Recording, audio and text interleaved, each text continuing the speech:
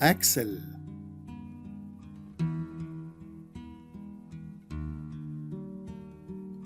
प्रस्तावना। हमने पिछले भाग में इंजन परिवार और ट्रांसमिशन परिवार सीखा है।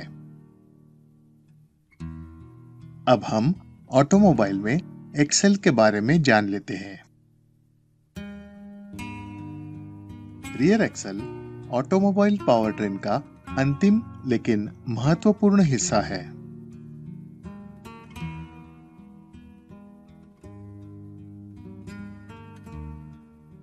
उद्देश्य।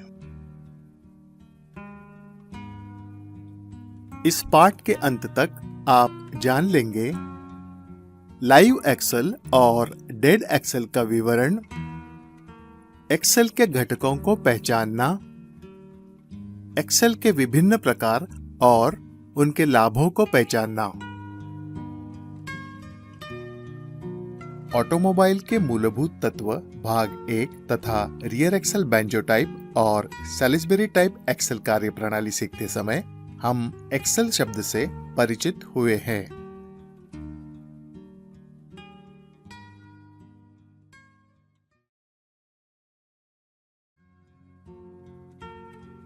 एक्सेल और उनके प्रकार। एक्सेल पावरट्रेन का एक महत्वपूर्ण हिस्सा है।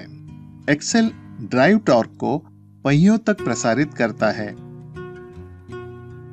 एक्सेल वाहन का वजन और पेलोड को उठाता है। एक्सेल का कार्य।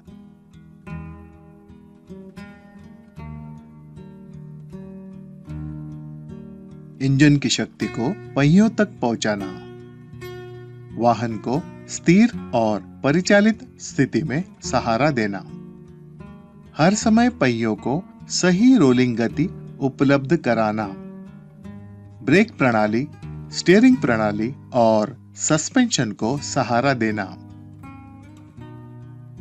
एक्सेल की बनावट।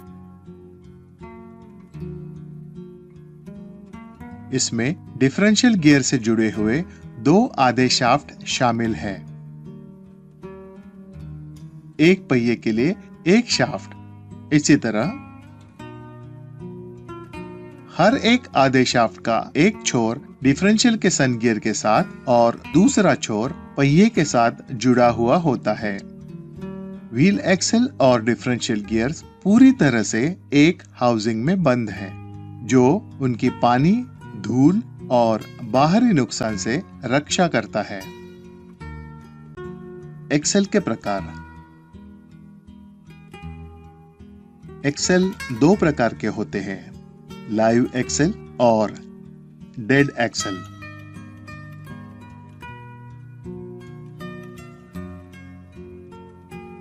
अधिकांश ऑटोमोबाइल में रियर एक्सेल ड्राइविंग एक्सेल होता है। यह दोनों ड्राइविंग व्हील के बीच स्थित होता है और पावर यानी शक्ति को डिफरेंशियल से ड्राइविंग व्हील तक प्रसारित करता है। Live axle. लाइव एक्सेल को इंडिपेंडेंट एक्सेल भी कहा जाता है। इसमें 2 मुख्य घटक होते हैं, एक्सेल केसिंग यानी आवरण में बंद, एक्सेल शाफ्ट और डिफरेंशियल असेंबली। लाइव एक्सेल का उपयोग गियर बॉक्स से पहियों तक शक्ति प्रसारित करने के लिए किया जाता है। 2 व्हील ड्राइव महिंद्रा वाहनों में पावरट्रेन लेआउट प्रमुख रूप से front engine rear wheel drive है, यानी रियर एक्सेल लाइव एक्सेल है, जबकि 4 व्हील ड्राइव वाहनों में दोनों फ्रंट और रियर एक्सेल लाइव एक्सेल होते हैं। Dead axle. डेड एक्सेल को सॉलिड एक्सेल भी कहा जाता है और उसमें वाहन लोड लेने के लिए पर्याप्त सख्तता और ताकत होती है। डेड एक्सेल में 2 मुख्य घटक है, ओपन एंड योक और ट्यूब असेंबली। इसका इंजन के साथ कोई संबंध नहीं है और इसलिए इसमें कोई डिफरेंशियल मैकेनिज्म नहीं है। ये एक्सल लाइव एक्सल की तरह इंजन के साथ नहीं घूमते हैं। कई कमर्शियल ट्रकों और ट्रक ट्रैक्टरों में सामने की तरफ से डेड एक्सल लगता है, जबकि व्यावहारिक रूप से सभी पैसेंजर वाहन इंडिपेंडेंट फ्रंट व्हील सस्पेंशन का उपयोग करते हैं और इनमें कोई फ्रंट एक्सल नहीं होता है।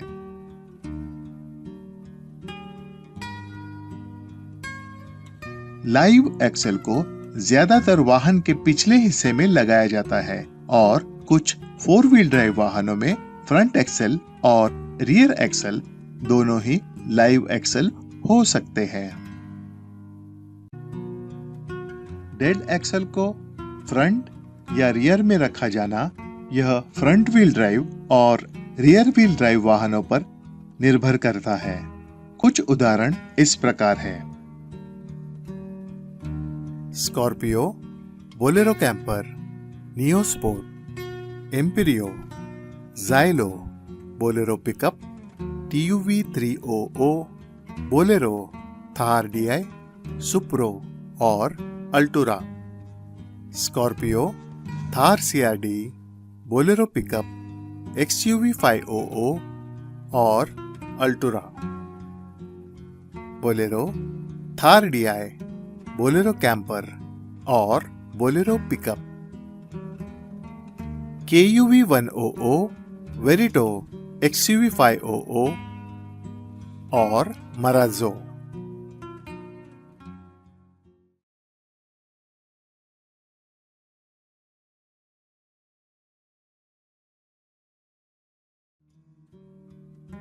बैंजो और सैलिसबरी।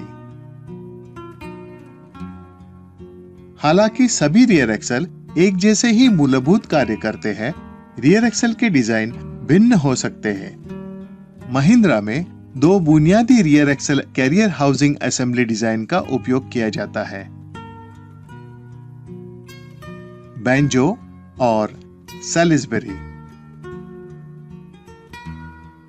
बैंजो प्रकार में एक रिमूवेबल कैरियर होता है जो ड्राइव पिनियन और ring gear differential cage assembly को सहारा देता है। बैंजो में एक्सेल ट्यूब एक्सेल हाउसिंग के अंदर समाविष्ट होता है। सैलिसबरी प्रकार सबसे अधिक इस्तेमाल किए जाने वाला rear axle carrier housing assembly है। कैरियर हाउसिंग में रियर एक्सेल के घटक होते हैं और इसमें एक्सेल ट्यूब जुड़े हुए होते हैं। सैलिसबरी एक्सेल निर्माण में सख्त तथा कम ध्वनि प्रदूषण करने वाले और मरम्मत के लिए कठिन होते हैं, जबकि बैंजो एक्सेल कम सख्त तथा अधिक ध्वनि प्रदूषण करने वाले और मरम्मत के लिए आसान होते हैं। बैंजो और सैलिसबरी के कुछ उदाहरण इस प्रकार हैं। स्कॉर्पियो, TUV 300, ज़ाइलो, एम्पेरियो, जीतो और Neo Sport. Bolero, Bolero Camper, Bolero pickup, Thar DI और Scorpio. Banjo axle semi float होते हैं, जबकि सैलिसबरी एक्सेल फुल फ्लोट या सेमी फ्लोट होते हैं। Semi floating Excel.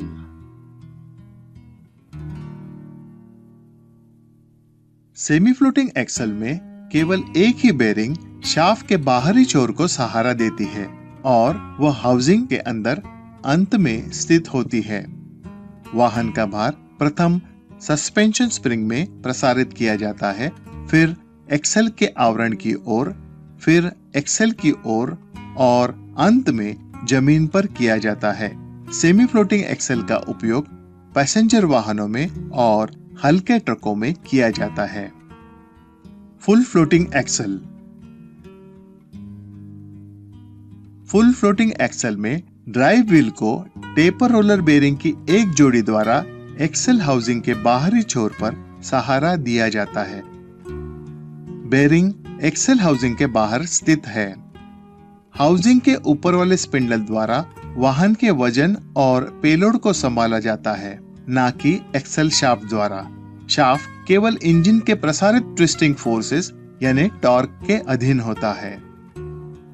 एक बोल्टेड फ्लैंज के माध्यम द्वारा एक्सेल शाफ्ट ड्राइव व्हील से जुड़ा हुआ है।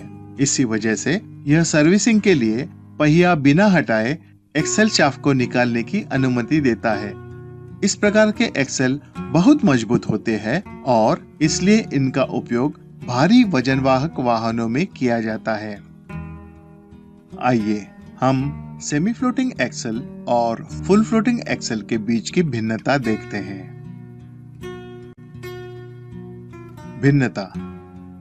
सेमी फ्लोटिंग एक्सेल के दोनों तरफ केवल एक ही बेरिंग होती है, जबकि फुल फ्लोटिंग असेंबली के दोनों तरफ 2 बेरिंग्स होते हैं। सेमी फ्लोटिंग एक्सेल में एक्सेल शाफ्ट वाहन का भार उठाता है और टॉर्क को प्रसारित करता है, जबकि फुल फ्लोटिंग एक्सेल में एक्सेल शाफ्ट केवल टॉर्क को प्रसारित करता है। सेमी फ्लोटिंग एक्सेल में व्हील हब सीधे एक्सेल शाफ्ट को जुड़ा हुआ होता है, जबकि फुल फ्लोटिंग एक्सेल में व्हील हब को बेरिंग्स द्वारा सहारा दिया जाता है। सेमी फ्लोटिंग एक्सेल में वाहन को जैक पे उठाए बिना या व्हील बेरिंग सेटिंग को बिगाड़े बिना एक्सेल शाफ्ट को निकाला नहीं जा सकता है, जबकि फुल फ्लोटिंग एक्सेल में एक्सेल शाफ्ट को वाहन को जैक पे उठाए बिना और व्हील बेरिंग सेटिंग को बिगाड़े बिना आसानी से निकाला जा सकता है।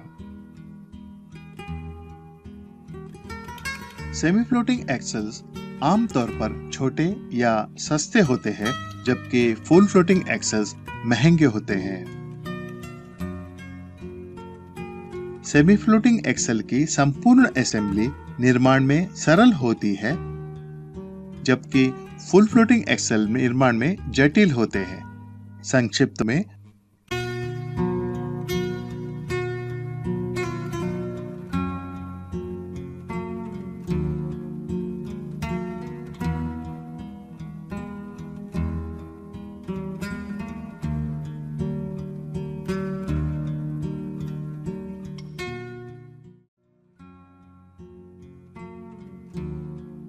एक्सेल परिभाषाएं।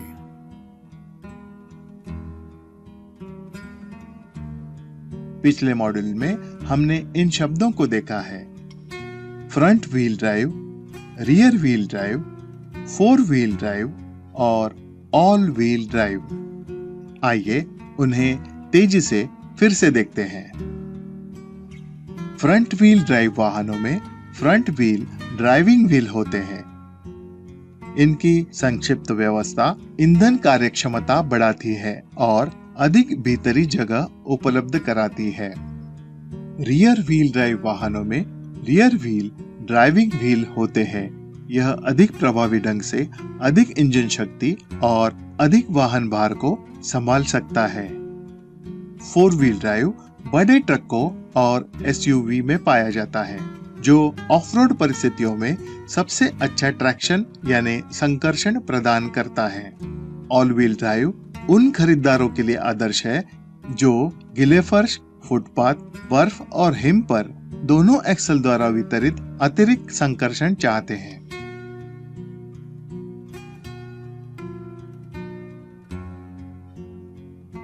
आधुनिक फ्रंट व्हील ड्राइव वाहनों में आमतौर पर ट्रांसमिशन यानी गियर बॉक्स और डिफरेंशियल और फ्रंट एक्सल को एक ढांचे में जोड़ा जाता है, जिसे ट्रांस एक्सल कहते हैं। अब फ्रंट एक्सल और रियर एक्सल की परिभाषा देखते हैं।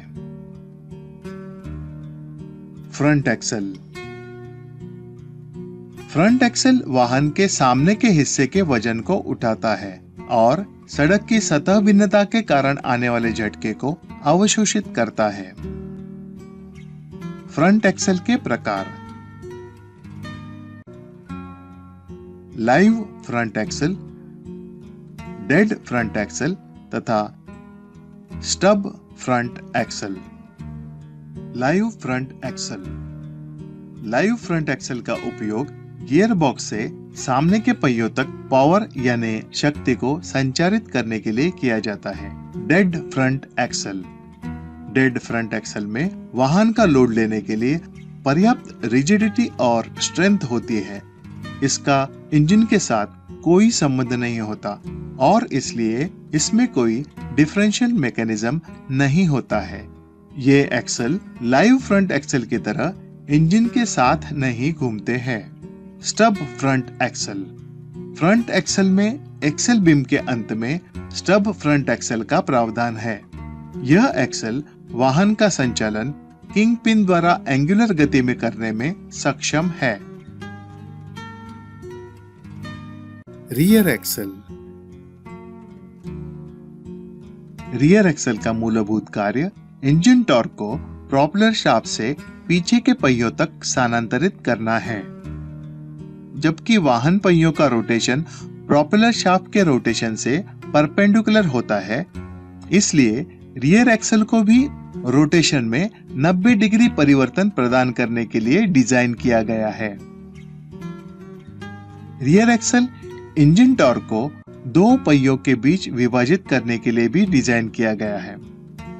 इस कार्य को रियर एक्सल के गियर सेट द्वारा पूरा किया जाता है। रियर एक्सल डिफरेंशियल से पहियों तक पावर को प्रसारित करता है, जिससे वाहन मुड़ते समय दोनों पहियों को अलग अलग गति से घुमाने में मदद होती है। इस भाग में हमने देखा है एक्सल ड्राइव टॉर्क को पहियों में प्रसारित करता है। लाइव एक्सल और डेड एक्सल ये एक्सल के दो मुख्य प्रकार हैं।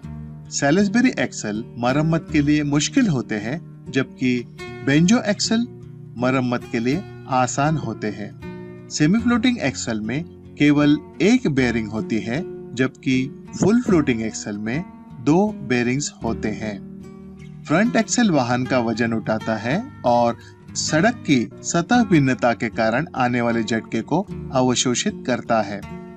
रियर एक्सल का उपयोग इंजन टॉर्क को प्रोपेलर शाफ्ट से पीछे के पहियों तक स्थानांतरित करने के लिए किया जाता है।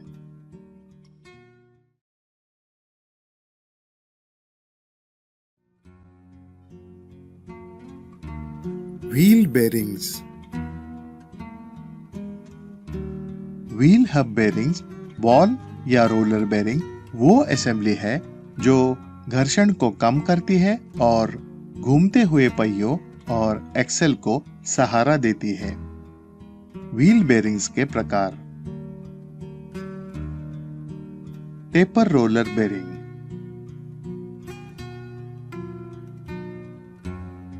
यूनिटाइज्ड taper roller bearing.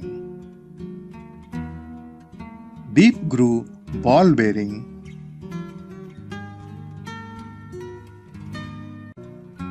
Double row angular contact ball bearing. Double row unitise taper roller bearing और जेन 2 या 3 यूनिटाइज्ड बेयरिंग। प्रीलोडिंग और ग्रीसिंग। टेपर रोलर बेयरिंग में प्रीलोडिंग और ग्रीसिंग की आवश्यकता होती है, जबकि unitised taper roller bearing, deep groove ball bearing, double row angular contact ball bearing, double row unitised taper roller bearing और जेन 2 या 3 यूनिटाइज्ड बेयरिंग में प्रीलोडिंग और ग्रीसिंग की आवश्यकता नहीं होती है। प्रस्तुत महिंद्रा वाहनों में इन बेयरिंग्स का उपयोग फ्रंट और रियर व्हील पर किया जाता है।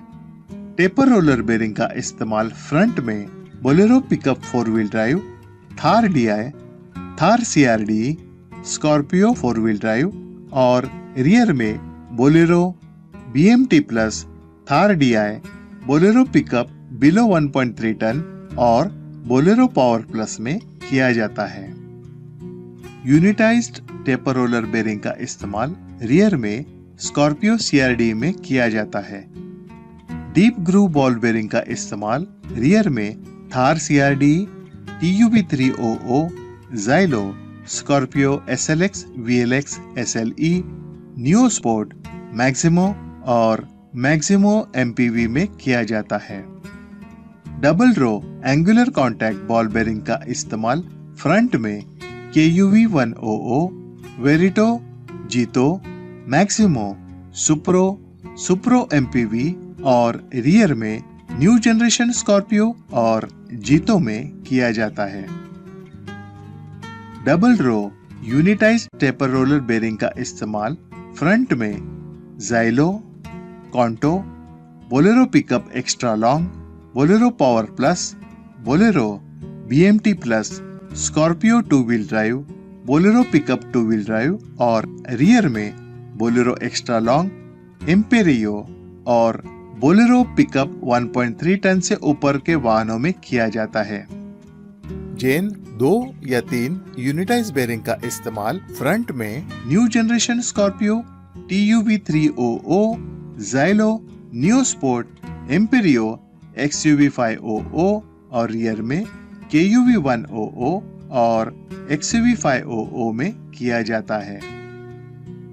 इस भाग में हमने देखा है व्हील हब बेरिंग घर्षण को कम करती है और पहियों तथा एक्सेल को सहारा देती है।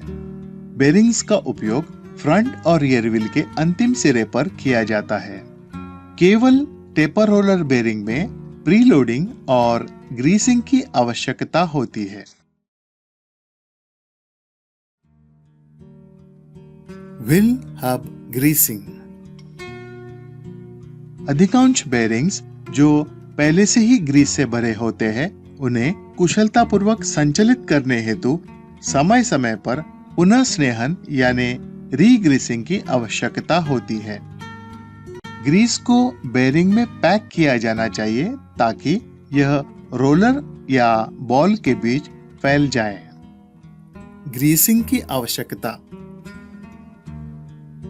रोलिंग अंगों के बीच घर्षण को कम करने के लिए, जंग और दूषितता अंदर दाखिल होने से बचाने के लिए, उष्णता या हीट स्थानांतरित करने के लिए हम महिंद्रा में मैक्सिमाइल LCG 3 ग्रीस का उपयोग करते हैं। LCG का अर्थ है लिथियम कॉम्प्लेक्स ग्रीस। ग्रीस के गुणधर्म इस प्रकार है: अत्यधिक दबाव योजक, जल प्रतिरोधी, उष्णता प्रतिरोधी, अत्यधिक टिकाऊ और लंबे समय तक चलने वाला। सामान्य और सम्मिश्र ग्रीस की फाइबर संरचना यहाँ दी गई है। महिंद्रा में हम लिथियम कॉम्प्लेक्स ग्रीस का इस्तेमाल करते हैं क्योंकि यह अधिक गाढ़ा और टिकाऊ होता है और इसकी फाइबर संरचना तंतुमय होती है। हब ग्रीसिंग प्रक्रिया। व्हील हब ग्रीसिंग में ध्यानपूर्वक प्रत्येक रोलर के भीतर ग्रीस की सही मात्रा के साथ पैकिंग करना शामिल है। हब ग्रीसिंग एक कुशल काम है जिसके लिए एक प्रशिक्षित कारीगर और विशेष उपकरण की आवश्यकता होती है। टेपर रोलर बेरिंग में ग्रीस को बेरिंग के बड़े अंत से छोटे अंत तक दबाव पूर्वक धकेलना ग्रीस का उचित वितरण सुनिश्चित करता है। इस भाग में हमने देखा है रोलिंग अंगों के बीच घर्षण को कम करने के लिए ग्रीसिंग की आवश्यकता होती है। महिंद्रा में मैक्सिमाइल LCG 3 ग्रीस का उपयोग किया जाता है। हब ग्रीसिंग एक कुशल काम है जिसके लिए एक प्रशिक्षित कारीगर की आवश्यकता होती है। यह पाठ अब समाप्त हो गया है। इस अध्याय के अध्ययन के बाद अब यह समय आपकी ज्ञान का परीक्षण करने का है।